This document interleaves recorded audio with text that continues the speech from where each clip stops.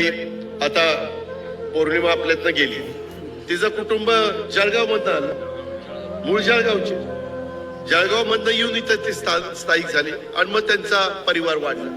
आपल्या सगळ्यांना माहिती आहे की 2 वेळेला नगरसेविका असणारी पौर्णिमा सोनवणे तिचं दुःखद निधन झालं, अजून 8 दिवस पण झाले नाही, 1 तारखेला झालं। आणि अतिशय एक चांगली कार्यकर्ती, परंतु काळाच्या